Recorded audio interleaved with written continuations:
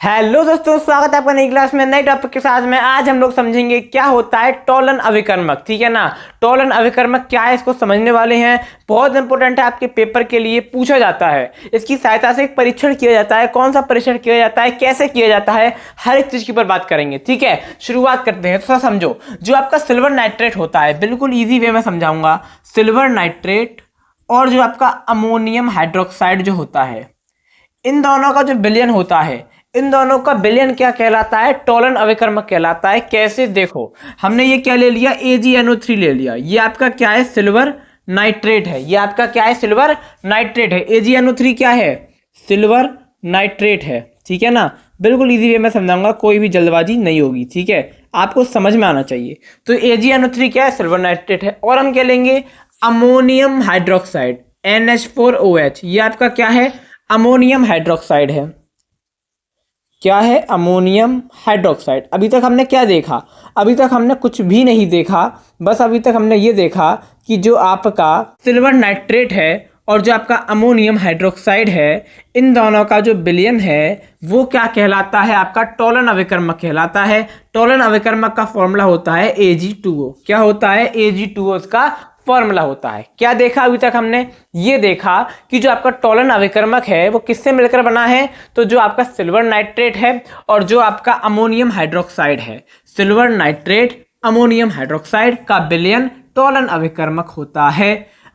Silver nitrate ammonium hydroxide का विलयन Tollens अभिकर्मक होता है। टोलन अभिकर्मक का फॉर्मूला Ag2O होता है। बस ये होता है आपका Tollens अभिकर्मक।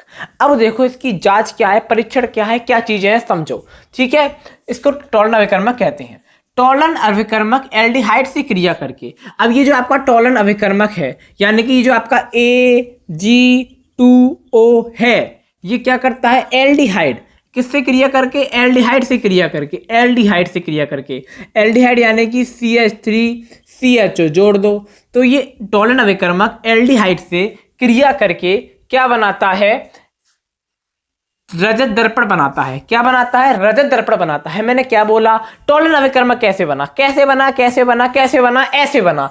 Silver nitrate ammonium hydroxide का विलयन टोलन अभिकर्मक। उसके बाद टोलन अभिकर्मक की जो आपका टोलन अभिकर्मक है Ag2O, इसकी क्रिया किससे करवाई? एल्डिहाइड से करवाई। तो क्या प्राप्त हुआ? हमको रजत दर्पण प्राप्त हुआ। क्या प्राप्त हुआ? रजत दर्पण प्राप्त हुआ। ये देखो, यहां पर मैं रिएक्शन कर रखी है। ठीक है, आपका एल्डिहाइड टोलन अभिकर्मक रिएक्शन हुई, ये क्या बन गया? कार्बोक्सिलिक अम्ल बन गया और आपका रजत दर्पण बन गया 2Ag। रजत दर्पण आपको प्राप्त हो गया। ठीक है, अब इस रजत दर्पण को प्राप्त क्यों किया, क्या जरूरत पड़ गई? तो इसके द्वारा एल्डिहाइड समूह की उपस्थिति की जांच की जाती है। यानी कि जो आपका एल्डिहाइड समूह है उसकी उपस्थिति की, उसकी प्रेजेंट की क्या की जा रही है? जांच की जा रही है। किसके द्वारा? रजत दर्पण के द्वारा। रजत दर्पण कैसे प्राप्त हो रहा है? तो जो आपका टोलन अभिकर्मक है, जब वो क्रिया कर रहा है एल्डिहाइड से, तो रजत दर्पण प्राप्त हो रहा है। और जो आपका टोलन अभिकर्मक है, ये भी कैसे प्राप्त हो रहा है? तो आपका टोलन अभिकर्मक प्राप्त हो रहा है आपके सिल्वर नाइट्रेट और अमोनियम हाइड्रोक्साइड के विलयन से।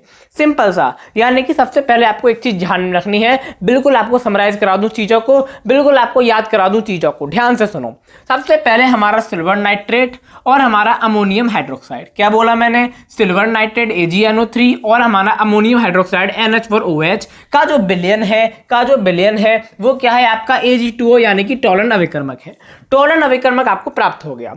टोलन अभिकर्मक की यानी कि Ag2O की क्रिया किससे करवाई? CH3CHO एल्डिहाइड से करवाई। तो हमको क्या प्राप्त हुआ? रजत दर्पण प्राप्त हुआ।